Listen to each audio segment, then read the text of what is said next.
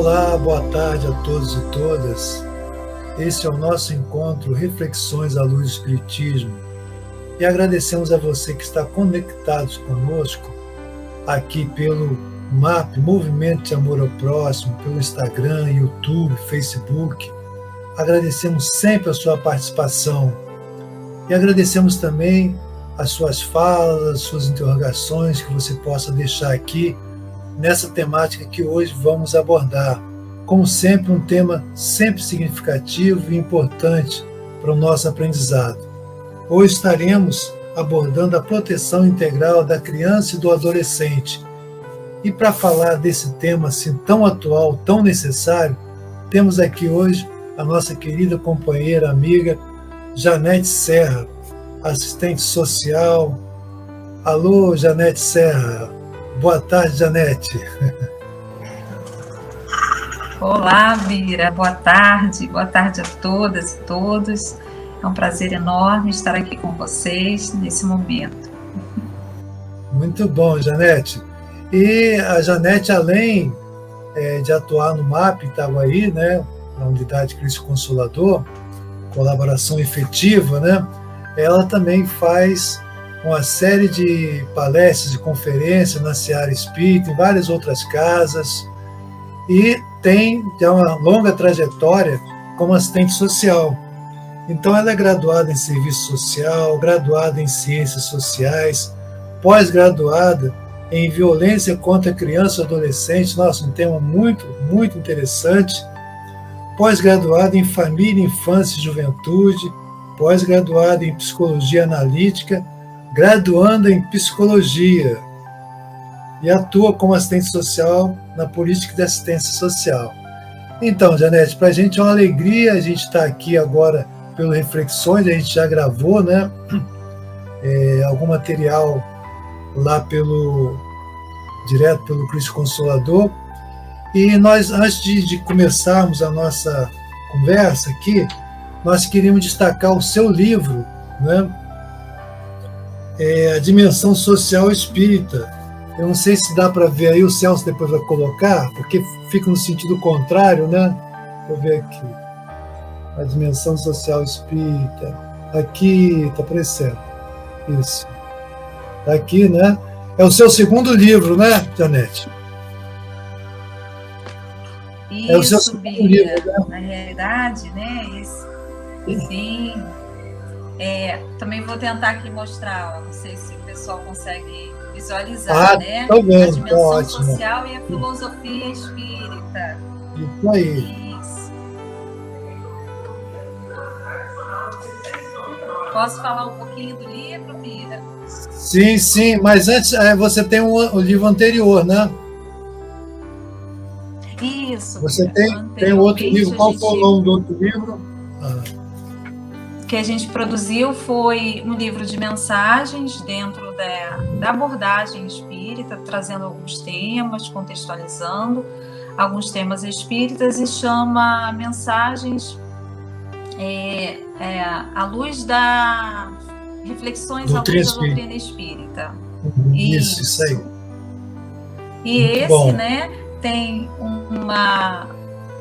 uma proposta um pouco diferente, né? A dimensão social e filosofia espírita, onde a gente buscou trazer alguns aspectos da dimensão mesmo da vida social, né? Dos problemas que nos envolvem enquanto sociedade, de uma forma bem simples, alguns temas ali destacados, onde a gente faz uma correlação com a ciência espírita, né? Porque a gente entende que nós estamos encarnados nesse planeta, né? Nós fazemos parte desse processo de mudança, de transformação, então que é necessário também a gente, enquanto, né, estudiosos da doutrina espírita, que a gente também se aproxime muito mais do que a gente vem fazendo enquanto movimento, dessa leitura também mais sociológica, desse pensamento que traz as questões sociais à tona, que traz a importância da gente debater temas atuais, né, que perpassam a nossa existência, né, Bira?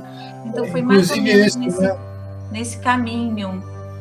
Inclusive esse que a gente vai abordar hoje, sobre a proteção integral da criança e do adolescente, mas eu vou passar aqui brevemente, e no decorrer, nós teremos 2 encontros, esse é o nosso primeiro encontro.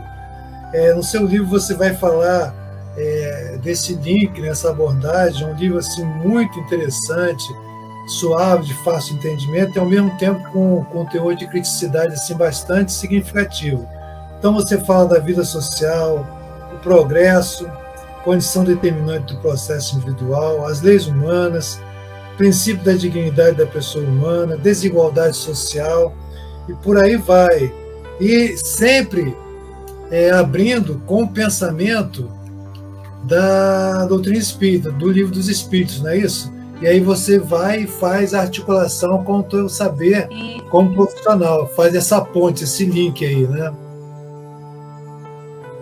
Sim, verdade, Bira, porque a gente entende, né, a nossa concepção, a nossa formação enquanto sujeito aqui, ela está vinculada a esse pensamento espírita, né, o pensamento da evolução, ao entendimento que nós somos espíritos em processo, né, de aprendizagem, e de que essa vida aqui não é única, né? Então a gente tem todos esses princípios da doutrina espírita que norteiam nossa existência. Mas a gente também, né, a gente está aqui vivenciando uma experiência onde a gente tem um diálogo com as ciências sociais, com as ciências humanas. Sim. E a partir dessa trajetória, né, dessa experiência que eu vivencio também enquanto sujeito, né, enquanto cidadã, né, que faço parte, inclusive, né, de uma leitura também de mundo, que faço parte de uma leitura de mundo também sobre outros aspectos, e como o próprio Kardec disse, né, e os espíritos também nos disseram, que da importância, né, da gente caminhar junto com a ciência, né, então a gente entende que é muito importante, né, que é muito válido, porque senão a gente não consegue encarar essa realidade, né, como Kardec disse, frente a frente, né, à luz da razão. Então ela tem que estar embasada na ciência, né, e quando a gente colocou aqui, destacou, né, a dimensão social e a filosofia espírita, é muito mais para pensar no campo do pensamento da filosofia enquanto proposta, né, de ser pensantes que somos, né,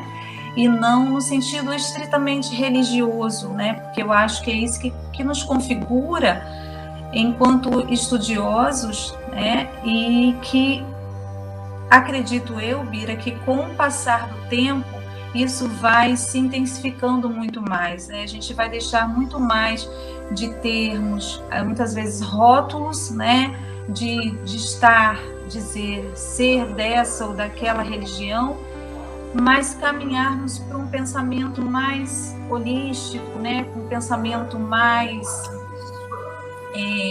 amplo, no sentido da gente fazer esses links que são tão necessários. Muito bem, é isso mesmo. Espiritualidade, né, espiritualização além das crenças do rótulo religioso, né? Sim, sem dúvida.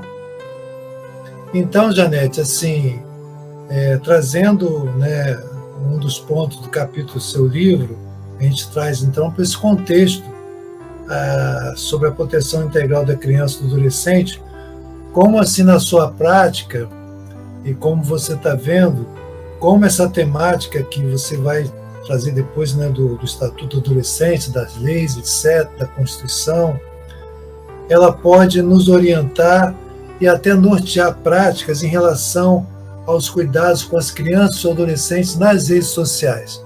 Porque, assim, isso é uma temática que ela não é nova, né? Mas nos últimos dias, né, recentes, né, tem acontecido, infelizmente, situações trágicas, né, continuam a ser trágicas, que vêm em destaque, né, nas manchetes. Mas você, como profissional, você acompanha isso daquilo que muitas vezes não chega à mídia, né? Como é que você vê essa temática inserida nesse contexto das redes sociais com as crianças e adolescentes? O que você percebe de necessidade, do que a sociedade pode estar fazendo nesse sentido? E até explicar para a gente, inicialmente, o que significa, de fato, esse fundamento, não sei se é assim que fala, da legislação que fala da proteção, ou esse princípio, da proteção integral da criança e adolescente. Talvez a gente possa começar por aí. O que significa isso? O que de fato é essa proteção e quais são os fundamentos que a envolve, né, os princípios? Sim, Mira. A começar pelo esse princípio, né, que a gente chama doutrina de proteção integral. Na realidade, doutrina, né? Essa doutrina é uma doutrina, porque ela é instituída a partir, né, da concepção, do entendimento da mudança, né, principalmente do processo de redemocratização que a gente passa pelo país, né, e na década de 80 há muitos movimentos sociais, né, há muitas lutas, né, para se mudar, então, o que se entendia em relação ao entendimento voltado de políticas públicas em relação à criança e adolescente, que era vinculado a doutrinas anteriores, né, doutrinas que a gente chama muito ligada aos códigos anteriores menoristas, onde a criança era entendida ali como menor, né? E essa perspectiva, então, ela muda porque a sociedade também vai mudando, né, Bira? A sociedade vai mudando, a gente vai entendendo a complexidade, né, que nós estamos imersos, a própria complexidade dos fenômenos da violência que envolve esse processo, de como essas crianças, esses adolescentes, na realidade, muitas vezes eles eram colocados à margem da sociedade, né? Porque a gente não pode esquecer que a gente vivencia uma sociedade muito adultocêntrica, então sempre é o adulto que está nesse lugar, esse adulto que tem voz, né? E a partir do momento, então, que essa criança, quando ela atinge a maioridade, quando ela atingiu esse adolescente menor, atingir a maioridade, ele era considerado um cidadão, mas até então, né, ele ficava ali muito inferiorizado, né? Então, nessa perspectiva, nasce o Estatuto da Criança e do Adolescente, 2 anos após a Constituição Federal, que vem com uma nova legislação, que vem com um novo entendimento. Então, no marco legal, né, a gente já tem mais de 30 anos de arcabouço teórico que modifica esse panorama, entendendo a criança e adolescente não mais como um sujeito sem voz, né, um sujeito que não tem lugar de fala, né, um sujeito que não é olhado de fato. Então, essa lei, no caso, né, o Estatuto da Criança e do Adolescente, ela olha para todas as crianças de forma igualitária, porque o Código Menorista anterior, Bira, ele era muito voltado para as crianças que infringiam algumas leis, né? Só que se a gente olhasse, e como era olhado, era um olhar voltado para a punição, porque normalmente aquelas famílias estavam em situação de vulnerabilidade, aquelas crianças e aqueles adolescentes estavam em situação, né, de vulnerabilidade, falta de acesso a políticas públicas. Então, quando incorria alguma infração, em vez de eles serem acolhidos, em vez de eles serem protegidos, eles eram muitas vezes penalizados, colocados, né, em órgãos que muitas vezes não ajudava a educá-los ou ressocializá-los, mas sim criminalizava essa pobreza, né? Dava um lugar trazia muito mais prejuízo. E com essa mudança, a gente entende, então, que essa doutrina de proteção integral, ela visualiza todos de uma mesma forma, independente de classe social, né? Criança de 0 a 12 anos incompleto, adolescente, né, de 12 a 18 incompleto, né? E assim se caracteriza esse sujeito peculiar, né, um sujeito em desenvolvimento, ou seja, tendo essa percepção mais sensível de que ele está em processo de crescimento, de desenvolvimento, né? E aí, o Bira, fazendo até um link rapidinho, né? A gente até abre esse capítulo fazendo um link com a doutrina espírita, né? Com a pergunta do Livro dos Espíritos, que Kardec pergunta: qual é para o espírito a utilidade de passar pelo período da infância, né? E aí ele fala então, que os Janete, espíritos dizem oi. sim, então assim, já não querendo te cortar, mas te cortando, Sim, então, sim, mantenha aí à vontade. essa sua exposição, que você já vai entrar aqui na parte da doutrina, né, quando vai perguntando, né, você traz isso, e aí é interessante que no livro você abre com o pensamento sempre do Livro dos Espíritos, depois você vai fazer o link, né? Mas antes, nós estamos aqui recebendo a participação dos nossos internautas pelo Facebook, YouTube, Instagram. Estamos agradecendo a você que está aqui pelo MAP, Movimento de Amor ao Próximo, e você que está chegando agora, nós estamos conversando com a nossa querida companheira, voluntária do MAP, assistente social, Janete Serra, abordando a temática da proteção integral da criança e do adolescente. E ela faz uma análise no seu livro, aí está aparecendo a capa do livro, o Celso está botando para a gente a capa do livro agora, do livro A Dimensão Social e Filosofia Espírita, que está disponível na nossa unidade do Cristo Consolador. E vamos ver também, Janete, a possibilidade de termos o livro também na sede do MAP. Já o Ivan já tinha nos falado isso lá atrás, né, da gente colocar também alguns volumes desse lá na nossa sede, porque o livro ele é suave, é encantador e traz um conteúdo bastante significativo para todos nós. Mas antes de voltar à sua questão, que você já vai trazer, né, qual é para o espírito a utilidade de passar pelo período da infância, quando você estava falando aí do estatuto da adolescência, né, dessa mudança, desse marco legal que houve, não dá para não nos remetermos à passagem do Cristo, né? Deixar vir a minhas criancinhas. E aí o Evangelho vai explicar o que é isso de fato, né? A doutrina vai nos ensinar, e Kardec vai nos ensinar aí, que é o momento mais propício para que possa estar tendo essa semente do bem, esses princípios. E aí então você traz essa questão, qual é para o espírito a utilidade de passar pelo período da infância. E aí você faz a abordagem do que a doutrina diz e do seu olhar. Então, qual é então para o espírito a utilidade de passar pelo período da infância?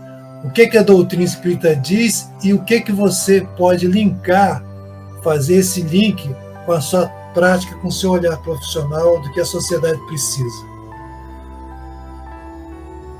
Então, Bira, né, os espíritos respondem a Kardec, como você falou, que esse período é um período mais acessível, né, às impressões que o espírito ele recebe durante a encarnação, porque a gente considera, dentro do pensamento espírita, que somos seres, temos uma anterioridade, ou seja, temos uma trajetória, a partir das nossas experiências, das nossas vivências no plano, aqui encarnados, e vamos acumulando, porque estamos em processo de desenvolvimento, de crescimento, na busca desse ser mais integral, onde a gente vai se desvencilhando das nossas imperfeições, onde a gente vai buscando esse crescimento interior, mas não só para a gente, mas também para os outros, para aqueles que compartilham conosco, Isso é um ponto também muito importante.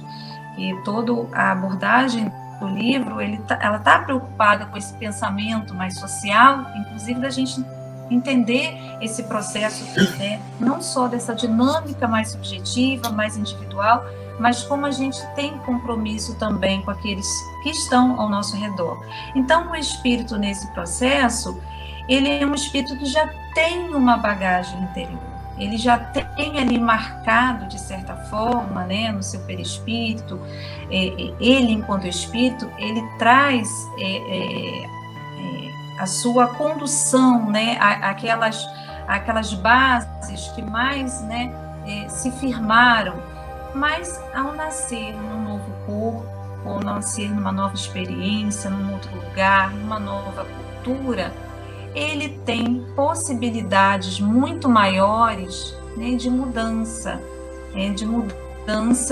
de de alcançar e de superar os desafios postos, porque a gente só progride através dos desafios, né? Essa é a grande realidade. Então, quando a gente vem para essa existência, né, a gente também traz uma bagagem que ela não está explícita, né, muito contundente, porque a gente não tem lembrança desses aspectos anteriores, mas o espírito, a gente sente esse ímpeto, né? A gente sente muitas vezes pela nossa vivência e aquilo vem, né? E a criança é muito isso, né? Ela vai se desenvolvendo, ela vai se tornando alguém, um sujeito, um cidadão, a partir de tudo que ela recebe aqui, a partir da educação, a partir das trocas, das experiências, mas ela também já traz algo dela e fica muito mais fácil ela num ambiente novo, né, sob novas perspectivas, acesso a novos entendimentos, aprendizagem, ela então se moldar ou ampliar aquilo que ela já traz, sedimentar de forma mais segura aqueles aspectos positivos, isso quando uma educação, né, que estimula, uma educação que favorece esse processo de crescimento, e contornando aspectos ainda da sua personalidade, né, que são aspectos ainda desfavoráveis para aquele sujeito. Então, os espíritos falam disso, né? E a gente então faz esse link, porque a gente entende o seguinte, Bira, que a ciência ela é muito importante, né, para a gente entender outros aspectos também. E como a gente disse, Kardec o tempo todo falou que a gente deveria andar, né, o espiritismo deveria caminhar com a ciência. Só que a ciência somente, né, a ciência material, vamos dizer assim, ela também tem os seus limites, né? Então, isso quando verdade, a gente consegue agregar esses dois olhares, né? Quando a gente consegue fazer essa fusão, a gente consegue ter uma ampliação muito maior desses aspectos que vão agregar e que vão trazer respostas para a gente também, né? Porque a gente às vezes observa algum fenômeno e a gente fala, né? A gente fica impactado com aquilo. Mas aquilo muitas vezes tem outras raízes também que se juntam, obviamente, ao processo de desenvolvimento daquela criança, daquele adolescente. Muito bem, Janete. Retomando ainda, voltando um pouquinho quando a gente abriu falando do livro, né? Queria retomar dentro dessa abordagem, né? Que você já está trazendo para a gente, assim, e como, focando agora assim, no desafio que a gente está vivenciando mais presentemente, né? Como que o Estatuto, né, como a legislação fala da proteção integral da criança e do adolescente, o que a gente pode aproveitar do que já existe ou do que falta, né, em relação aos cuidados com as redes sociais, em que está tão disseminado e os pais muitas vezes não sabem, né, o que fazer, qual o limite, né? Então, o que na sua prática, o que você tem percebido que precisa se fazer, o que está sendo feito em relação aos cuidados, né, a esse fenômeno da nossa geração, que não tem volta, né, faz parte, nós estamos aqui usando, né, parte desse recurso, mas como que você vê isso aí nesse contexto desse cuidado com as redes sociais, falando em proteção, como se protege as crianças e o adolescente desse contexto aí? O que você pode nos trazer da sua prática enquanto mãe, né? Enquanto avó também, né? Enquanto assistente social, enquanto cidadã, como que você pode nos trazer uma ajuda de reflexão nesse contexto das redes sociais com as crianças e adolescentes? O que fazer e o que não fazer?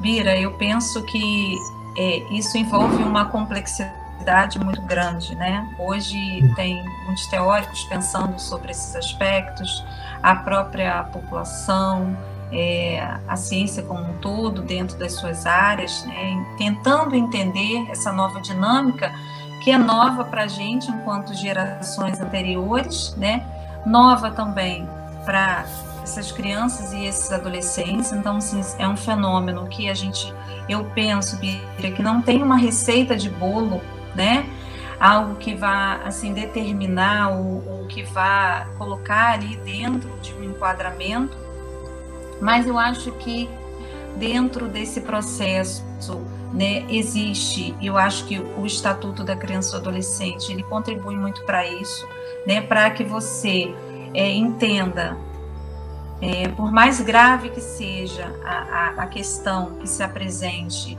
a criança e o adolescente, ela tem que ser vista nesse lugar de pessoa que o adolescente, né, no caso, ele pode ser responsabilizado, já a lei assim o faz. A criança, ela recebe a medida de proteção, então ela ela não responde por uma medida, por exemplo, socioeducativa.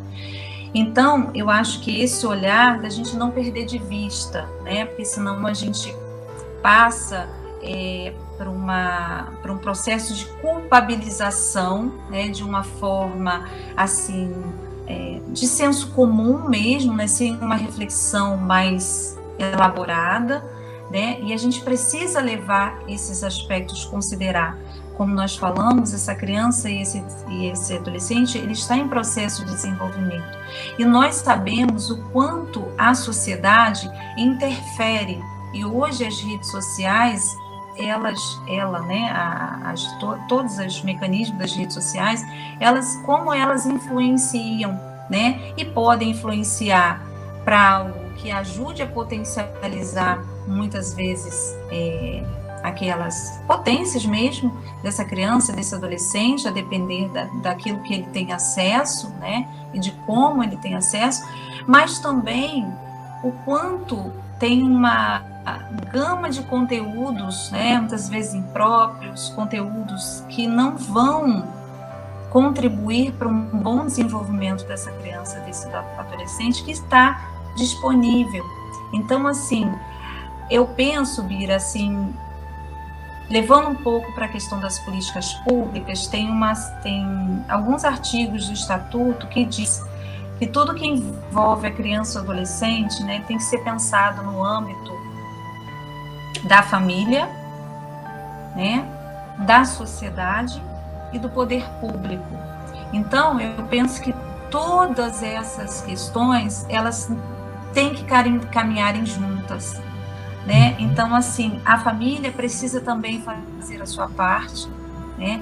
As políticas públicas, muitas coisas já existem, né? O próprio Estatuto, ele é um norteador para que políticas de assistência, de saúde, de educação, de esporte, né, de lazer, de cultura, propiciem, né, uma série de programas, projetos, né, e as próprias ONGs também, porque o poder público a gente sabe que não consegue dar conta sozinho, então muitas vezes ações desenvolvidas, né, pelos movimentos religiosos, né, de variadas ordens, as próprias organizações não governamentais também podem contribuir, né, e facilitar uma vivência que traga para esse adolescente que ele possa ter experiências que possam potencializar o seu crescimento, né? Porque, infelizmente, a gente está vivenciando um momento, como eu falei, novo para todos nós, né, de certa forma, e que a gente também está se adaptando, a gente está tentando entender, mas a gente já está recebendo. Eu, por exemplo, né, você que também trabalha com o ser humano, né, cada um dentro das suas perspectivas, já está recebendo as consequências desse processo, muitas vezes, que está acometendo os jovens, né? Uma série de violências que são cometidas por eles e contra eles próprios, né? Isso, colocando perfeito. Muitas vezes a sua vida em risco e muitas vezes chegando a uma situação final, né? Colocando ali, por quê? Porque são influenciados de forma... hoje a linguagem, essa é a linguagem dos jovens, né? E o quanto eles são influenciados por isso. Então, assim, eu penso, Bira, que não tem receita de bolo, sabe? Eu penso que as políticas públicas, elas precisam caminharem juntas, né? O diálogo entre a rede, a intersetorial, né? Essa articulação, ela precisa existir. Aqueles que fazem atendimento, por exemplo, né, nas unidades públicas e estatais, né, seja saúde, assistência, educação. Precisa que profissionais também se qualifiquem para entender esse fenômeno que é imenso e complexo, que é multifatorial, né? E que muitas vezes a gente acha que só a família vai dar conta, a família também não vai dar conta, muitas vezes sozinha, por ela não estar instrumentalizada muitas vezes, porque aquilo para ela é novo. Como lidar, né? Não é que a gente se ela não aprendeu, como é que ela vai ensinar, né? Sim, não é que ela tem que se responsabilizar, muito pelo contrário, mas ela também precisa de ajuda desse poder. Sim, perfeito. Né? Então, conclui esse seu raciocínio, que a gente está chegando ao finalzinho desse primeiro momento, o tempo voa, né? Para a gente estar encerrando o nosso primeiro encontro, passou muito rápido. Mas então conclua, por favor, assim, teu raciocínio. Tá. Então, eu acho, Bira, que a gente precisa, então, agregar esse entendimento. E quando a gente tem um olhar para além, né, das questões desses fenômenos somente, né, na existência da matéria, né, desse fim mais objetivo mesmo, a gente consegue agregar outros aspectos e entender essa problemática também para além e ter maior subsídio também para lidar. Né, para entender esse jovem, para entender essa criança, né, para buscar subsídios também para a gente, e como eu trato, tem um dos aspectos do livro, que eu trato que a educação ou a reeducação, ela não é só para as crianças e os adolescentes, ela também é para a gente. Então a gente precisa também se incluir nesse processo de reeducação que é permanente. Porque, como eu disse, a gente está aprendendo ainda, ou reaprendendo a lidar com as formas, né? E essas formas de violência têm, de fato, deixado a sociedade de alguma forma alarmada. Mas todos nós, de alguma forma, também somos responsáveis por ela, né? Então, acho que fica aí para a gente pensar, Bira, um pouco sobre essa questão. Muito bem. Então, nós estamos aqui encerrando nosso primeiro encontro com a nossa querida Janete Serra, assistente social voluntária do MAP, Cristo Consolador Itaguaí. E, Janete, então dá um tchau, que nós teremos um próximo encontro, onde a gente vai continuar aprofundando um pouquinho mais de algumas temáticas que você traz do seu livro, e também dessa temática principal, vamos dizer assim, que é o nosso eixo principal na nossa conversa aqui, que é a proteção integral da criança e do adolescente, tão necessário, como você disse, em todas as esferas, né? Seja da família, das políticas públicas, né? Em tudo que nos envolve aí, para que a gente possa aprender e tentar fazer da melhor forma possível, né? Sim. Então, quais são as suas considerações? Tá. Só para finalizar mesmo, né, é assim, dizer que o Estatuto, ele está lá, né, tem mais de 30 anos, é um ganho para a sociedade. No entanto, ele precisa se materializar, né, e para se materializar de fato, as leis, elas são frias, né, mas precisa desse nosso esforço, inclusive de entendimento, de nos aproximarmos, né, desses fundamentos para entendermos também, muitas vezes, desconstruirmos crenças, né? Que estamos ali, não que aquilo que aprendemos fosse errado, mas foi a experiência que vivenciamos. E hoje estamos num outro processo, né? Então, assim, agradecer imensamente. Dizer também, Bira, que o livro, ele está à disposição também no Amazon, em versão digital, tá? É bem baratinho também, quem tiver interesse também está lá. E na editora, na Viseu, ele tem impresso e tem também digital. E agradecer imensamente pelo carinho de todos e, com certeza, teremos outros bate-papos, outras reflexões aqui. Agradeço imensamente, querido. Com certeza. Então, até o nosso próximo encontro, hein? Próximo encontro, agradecendo mais uma vez a Janete. Muita paz, paz e bem, paz e luz, paz.